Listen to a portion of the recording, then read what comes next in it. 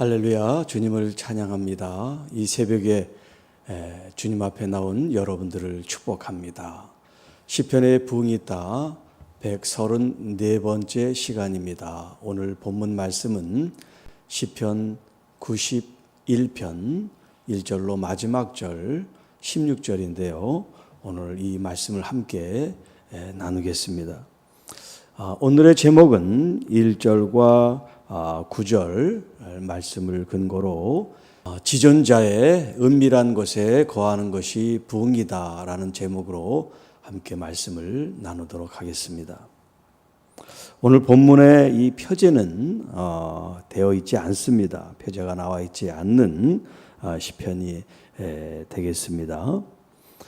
이 전반적인 그 말씀은 환난과 역경과 혹은 질병, 또 구체적으로 전염병, 이런 위험과 위해 속으로부터 하나님께서 우리를 보장해 주시고 지켜주시고 건져주시고 구원해 주신다는 소망의 시편, 소망의 찬양이라고 할 수가 있겠습니다.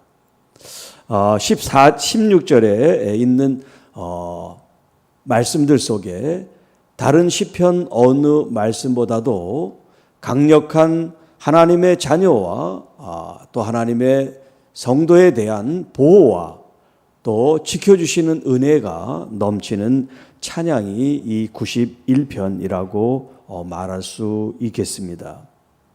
한 절 한 절이 정말 소중하고 또 한 절 한 절에 나와 있는 그 의미가 깊다라고 할 수가 있겠습니다. 제가 이제 오늘 1절부터 16절까지 좀 빠른 속도로 보겠습니다만 여러분들은 시간이 되셔서 한 절 한 절 깊이 의미하는 그런 시간이 될 수 있기를 바랍니다. 자, 1절 지존자의 은밀한 곳에 거하며 전능자의 그늘 아래 사는 자여라고 말합니다. 자, 하나님의 자녀들 또 하나님의 부름받은 백성들이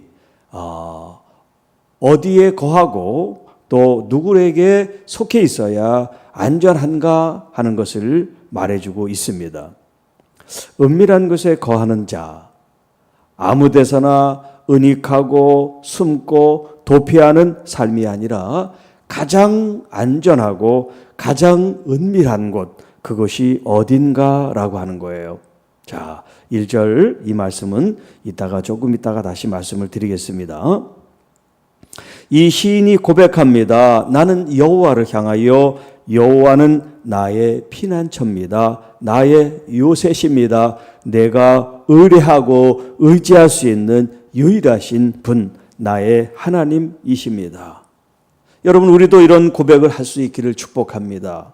하나님만이 우리의 참된 피난처요 요새요 우리가 의뢰하고 신뢰하고 믿을 수 있는 하나님이십니다 라고 고백할 때 하나님께서는 어떤 우리에게 은혜를 베푸시고 어떤 환경 속에서 우리를 지켜 보호해 주시는지 그 다음 말씀이 나옵니다.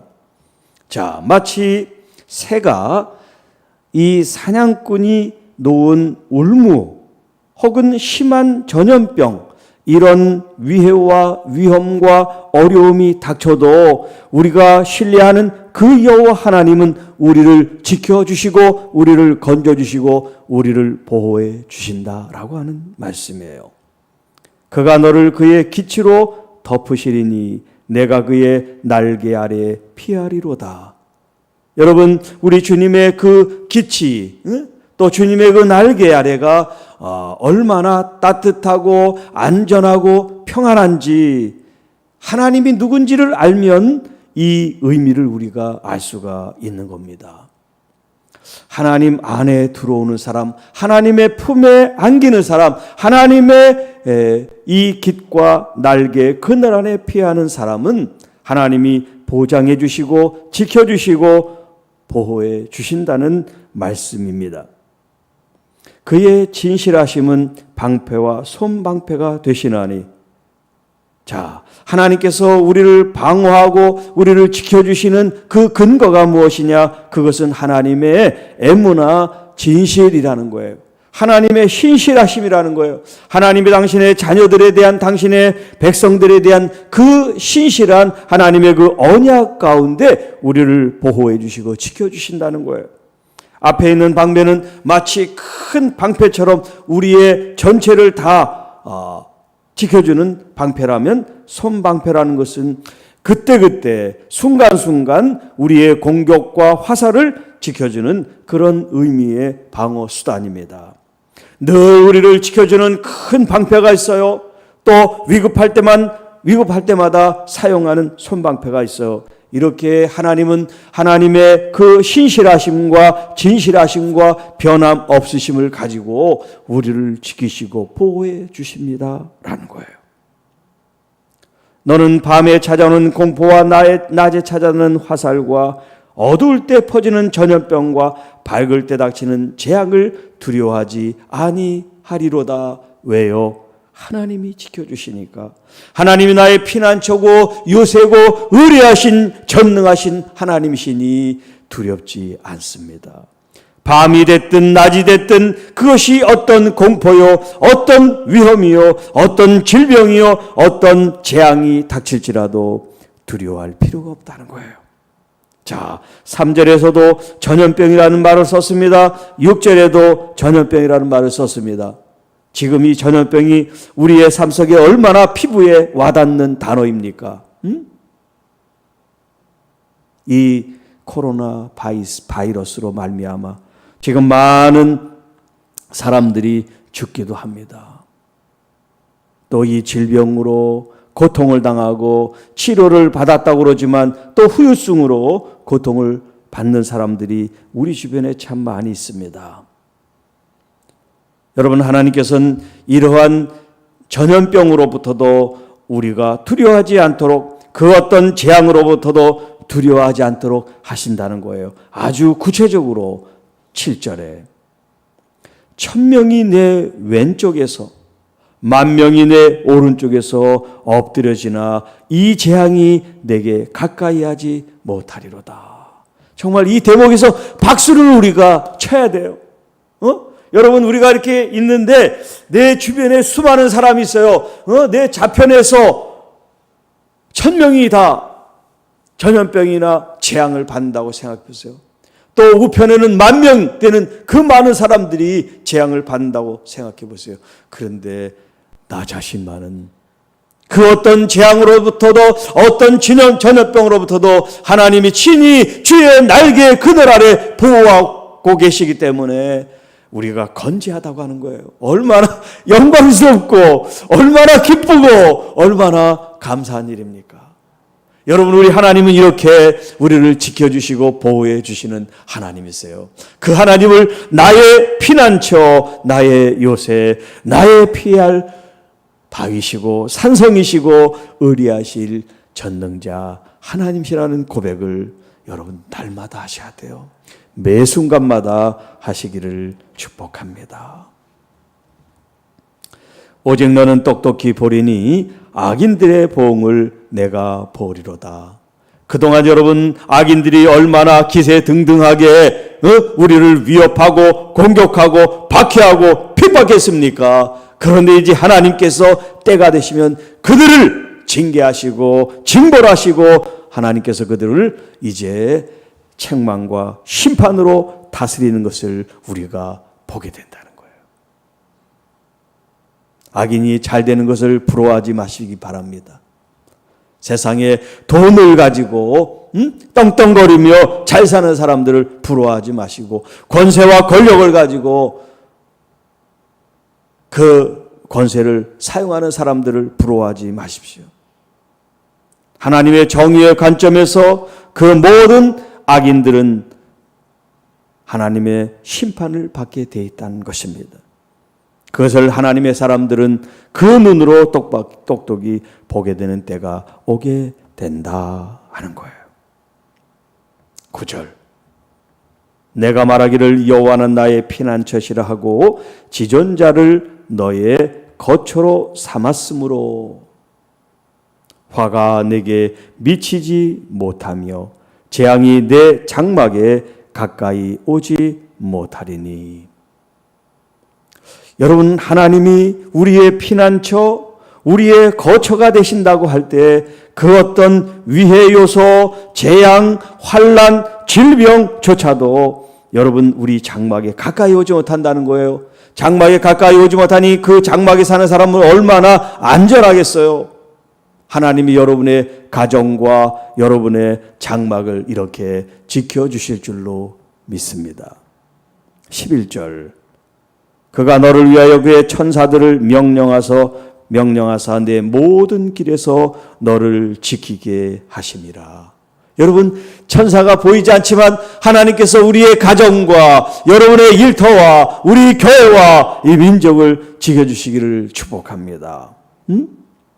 하나님께서 너를 위하여, 나를 위하여, 우리를 위하여 여호와 하나님의 천사들에게 명령하사 우리의 모든 길, 우리가 살아가는 모든 인생, 모든 과정, 모든 길에서 너를 지키게 하심이라. 집 안에 있을 때나 집 밖에 있을 때나 여러분 어디를 가더라도 하나님께서 여러분을 보호하고 지키는 천사를 풀어 여러분들을 지키신다는 것을 믿으시기 바랍니다. 보이지 않지만 주님께서 천사를 통하여 우리를 보호하고 계십니다.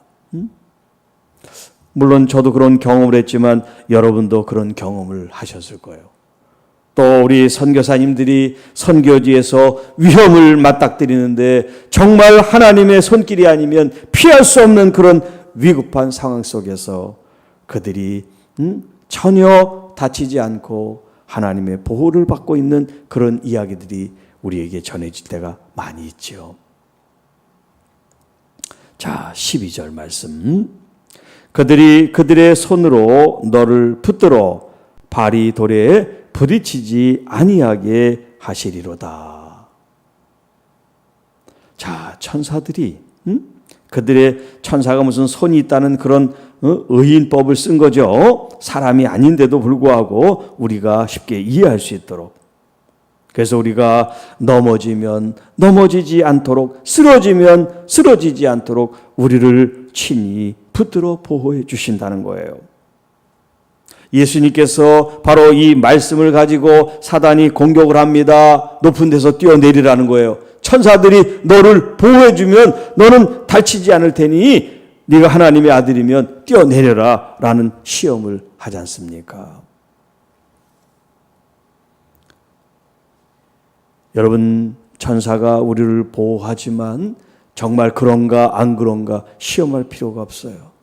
믿으면 됩니다. 믿으면 됩니다. 13절, 내가 사자와 독사를 밟으며 젊은 사자와 뱀을 발로 누르리로다. 하나님께서 우리와 함께 하시고 천사들과 우리 함께 하심으로 이런 맹수들을 밟고 이기게 하신다는 거예요. 그렇다고 해서 이제 이 말씀을 믿고 또 이제 사자나 이런 독사나 일부러 찾아가서 밟고 그러면 안 됩니다. 이걸 문자적으로 우리가 해석하는 것이 아니라 이런 위해 요소가 있어도 하나님께서 그것을 짓밟고 승리하게 해 주신다는 그런 말씀으로 받아야지 문자적으로 사자굴에 들어가 가지고 사자를 발로 진 누른다고 그렇게 생각해서 갔다가는 큰일 나죠. 이렇게 하나님은 우리들을 친히 보호하시고 지켜주시고 인도해 주시는 나의 아바 아버지 우리 하나님이라는 것을 이렇게 말씀합니다. 자, 이 하나님에 대해서 우리는 어떤 마음과 자세를 가지고 섬겨야 되는가 하는 거예요.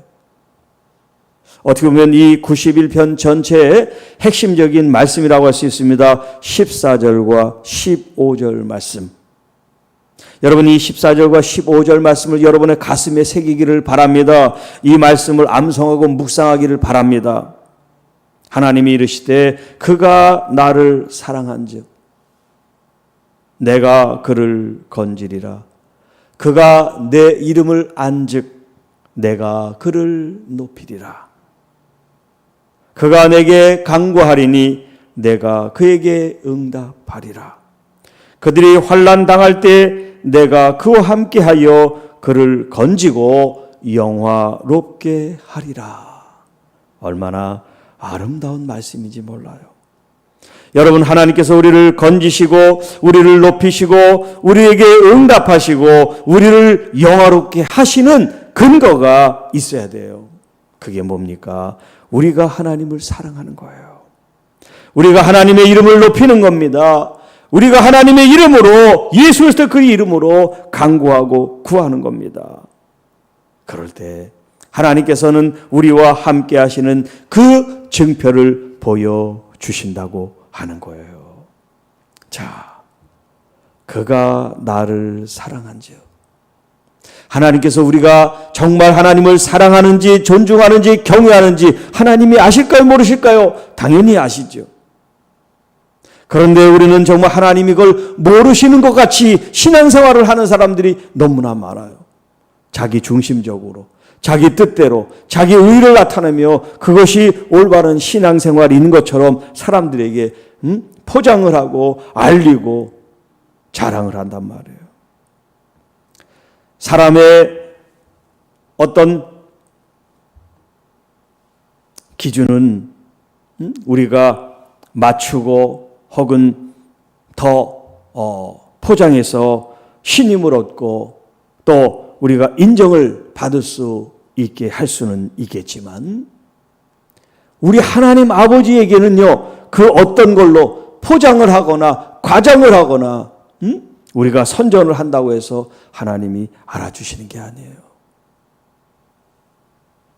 4절에서도 하나님의 그 애무나 진실하심에 대한 말씀을 드렸지만 하나님은 진정성이 있어야 돼요. 하나님은 변함없는 거짓이 없으신 분이기 때문에 우리도 그렇게 주님께서 그런 눈으로 보신단 말이에요.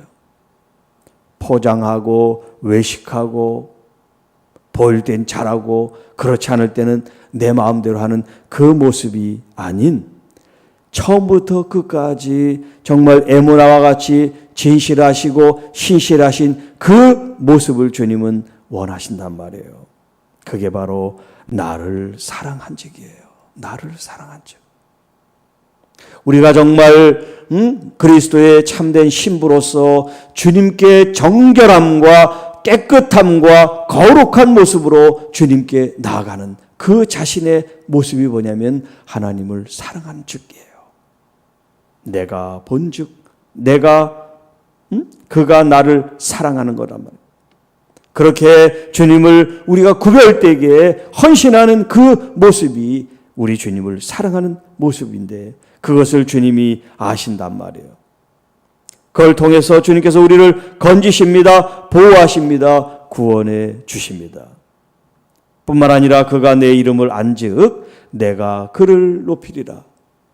우리가 여호와 하나님의 그 이름을 안다는 것은 그것은 체험함으로 아는 것인데 이 이름을 우리가 존중히 여기는 겁니다. 거룩히 여기는 겁니다. 그 이름을 우리가 경외하는 겁니다.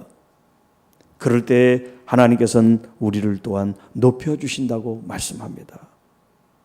우리가 하나님을 존중히 여기고 그 주님을 우리가 경외할 때 주님께서도 우리를 존중히 여기십니다. 그러나 우리가 주님을 경홀히 여기면 주님께서 우리를 멸시하시는 겁니다. 우리가 주님을 정말 극진하게 우리의 마음과 정성을 다하여 섬기는 여러분, 우리 주님께서 여러분을 높여주실 줄 믿습니다. 하나님 높은 하나님을, 지존하신 하나님을 높일 줄 모르고 자기 자신이 높아지려고 하는 사람은 결코 하나님이 사용하지도 않고 우리를 높여 쓰지도 않는다 하는 거예요. 그렇기 때문에 우리가 하나님 앞에 늘 겸손함으로 나가야 하나님 우리를 가까이 두시고 사용해 주십니다. 그가 내게 간구하리니 내가 그에게 응답하리라. 여러분, 우리가 기도하고 간구한다는 것은 신뢰가 있어야 돼요. 믿음이 바탕이 돼 있어야 돼요. 그냥 한번 해보는 식으로 시도하는 건 기도가 아니에요. 여기도 기도하고 저기도 기도하고 여기도 알리고 저기도 알리고 그건 기도가 아닙니다. 진실한 기도는 믿음으로 하나님께 나아가는 거예요. 반드시 주님께서 응답해 주십니다. 두 마음을 품어서도 안 돼요. 의심하는 마음을 품어서도 안 돼요. 진실로 신뢰하고 의지하는 마음으로 하나님께 나가시기를 바랍니다.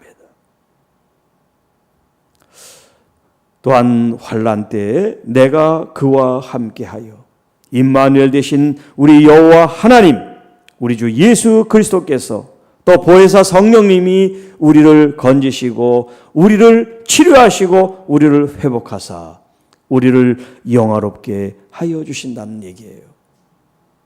주님께서 우리를 오래도록 이 땅에서 살 수 있도록 우리를 장수하게 하시고 또한 우리를 구원하사 하나님의 구원을 우리로 하여금 목격하고 바라보게 하신다고 말씀합니다.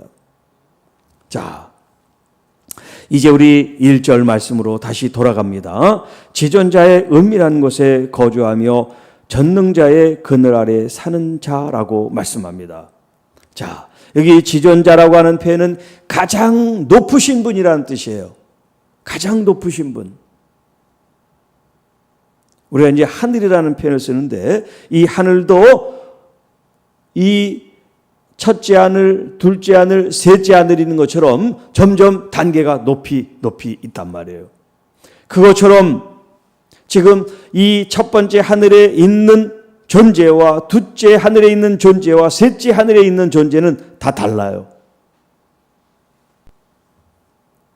여호와 하나님께서는 셋째 하늘 그 높은 곳에 계시는 지존자란 말이에요.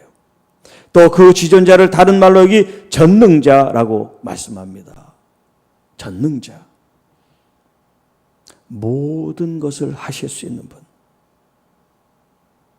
그 모든 것을 하실 수 있는 그 가능성이라는 것은 우리가 감히 상상할 수 없는 그 모든 것들을 다 포함하고 계시단 말이에요. 자, 그런 지존자, 전능하신 창조주 여호와 하나님, 그 높고 높으신 거룩하신 하나님의 그 은밀한 곳이 우리의 거처가 된다는 거예요. 그 전능하신 하나님의 그 품 안에 그늘 아래 거하는 우리들은 지금 여기 2절부터 쭉 얘기했던 모든 환난과 재앙과 핍박과 그런 전염병 여러 가지 아픔과 상처와 고통 속에서 친히 우리를 지키시고 건지시고 보호하시고 구원해 주신다라고 하는 말씀이에요. 자, 그런데 지존자 그분 자체가 뭐냐면 여기 9절에 보면 너의 거처가라 하는 말씀을 하시고 또 우리가 그제 90편 제1절에도 주여 주는 대대 우리의 거처가 되십니다 라는 표현을 썼단 말이에요.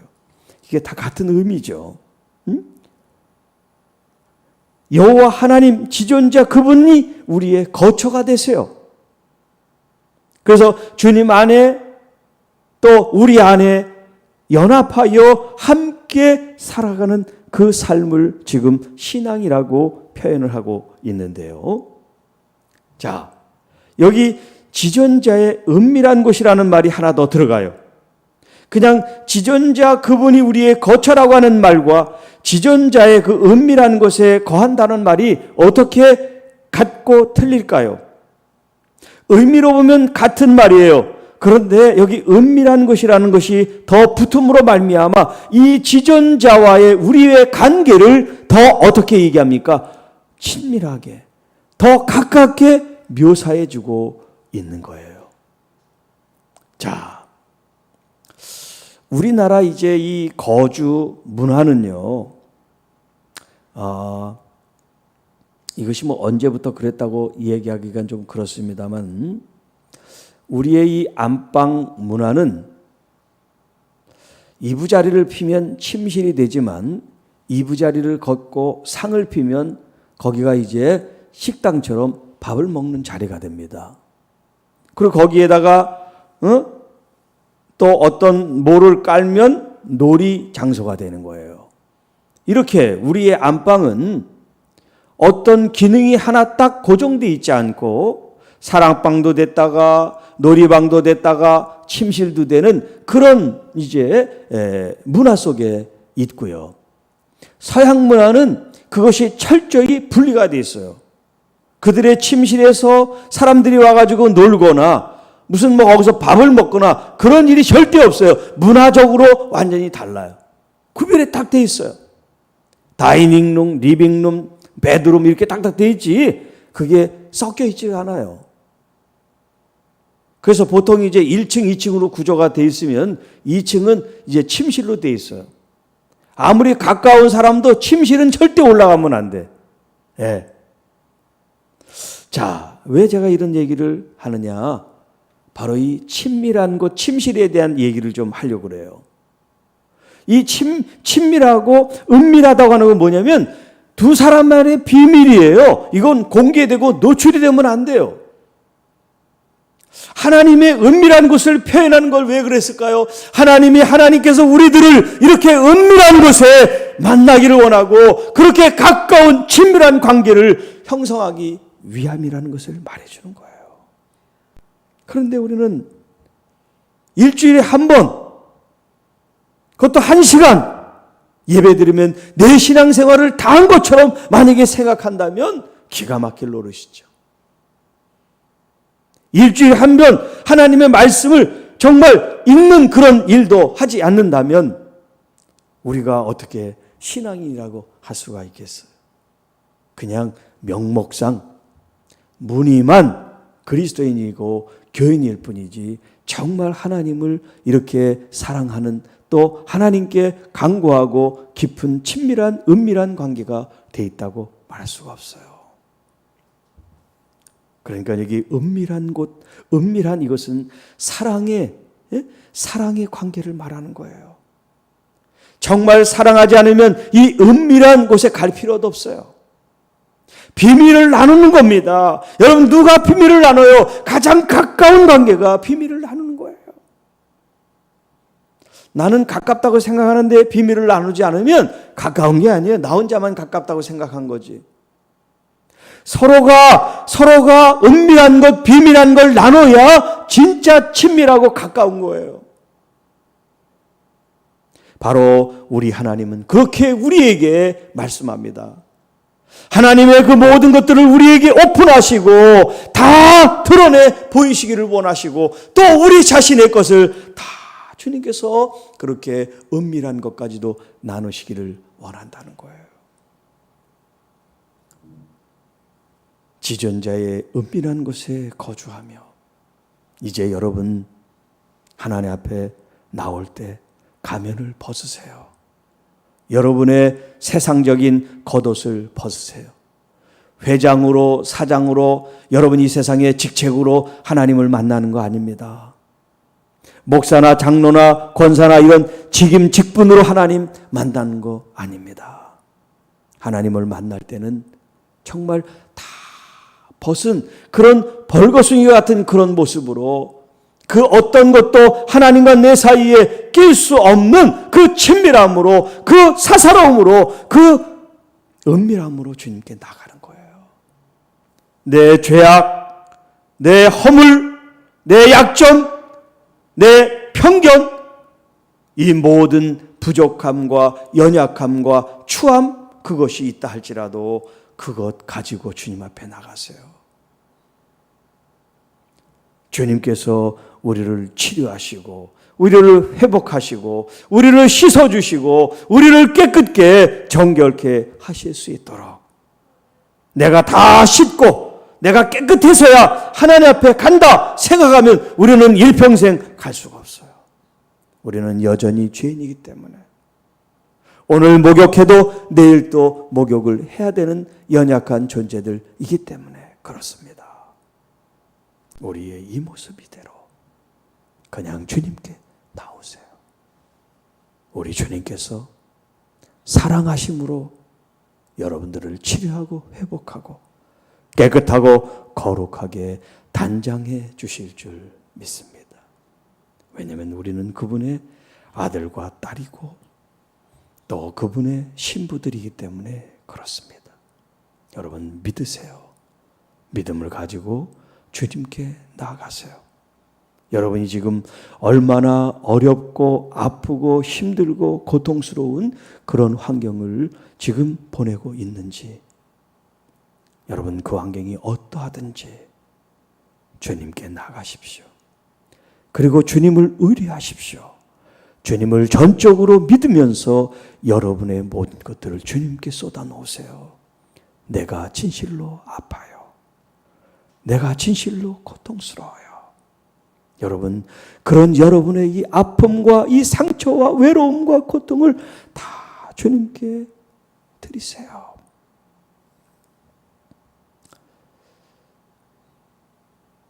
여러분, 어떤 젊은 사람이 암 환자예요. 그런데 이 암 환자가 자기의 아버지와 같이 있는데 그 아버지도 암이 걸린 환자예요. 아들이 암에 걸려 고통받는 것을 이 아버지는 직장도 일도 다 내려놓고 아들을 살리겠다고 그렇게 헌신하며 그 아들을 잘 돌봐줍니다. 그러는 사이에 이 아버지가 암이 걸리고 말았어요. 이 아들이 너무나 가슴이 찢어지게 아픕니다. 자기 때문에 아버지가 지금 암에 걸렸어요. 자기 몸도 아프고 힘들지만 이제 이 아들이 아버지를 돌보고 있습니다. 여러분, 그 장면을 한번 생각해 보세요. 정말 기가 막히지 않습니까? 부자가 다 암에 걸려 고통받고 있는 이 현장, 이 사람들의 이 마음 얼마나 아프고 이루 말할 수 없는 그 고통 가운데 있습니까? 여러분, 이런 고통, 저런 고통, 그보다 더한 일이 있더라도 주님께 나오십시오. 혼자 그 무거운 짐을 다 짊어지지 말고, 혼자 어떻게 해보겠다고 애쓰지 말고 우리 주님께 맡기시고 우리 주님이 인도하시는 대로 따라가십시다. 우리 주님이 여러분을 건져 주실 수 있도록, 여러분의 모든 질병에서부터 자유함과 회복과 치유되는 그런 역사를 이루실 수 있도록 주님께 모든 것을 전폭적으로 맡기며 주님께 나오십시오. 우리 주님의 그 전능자의 그늘 안에, 그 팔 안에, 그 날개 안에, 그 길 안에 주님 찾아 나오세요. 우리 주님이 여러분을 쉬게 하시고 여러분을 보호하시고 여러분을 인도해 주십니다. 기도하겠습니다. 하나님 아버지, 저희들은 참 많이 어리석고 또 믿음이 없고 의심이 많고 허물이 많고 추악하고 욕망과 욕심에 사로잡혀 있는 죄인들입니다. 오늘 이 모습을 이대로 주님께 나왔습니다.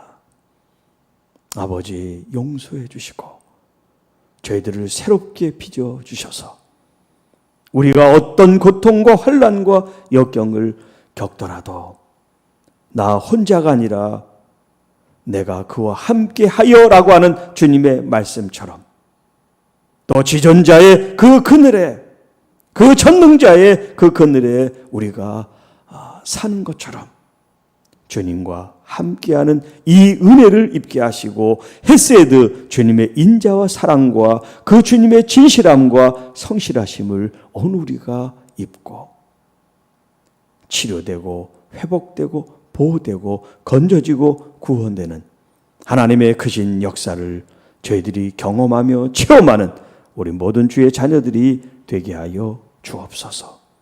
우리 구주 예수님의 이름으로 감사하며 축복하며 기도하옵나이다.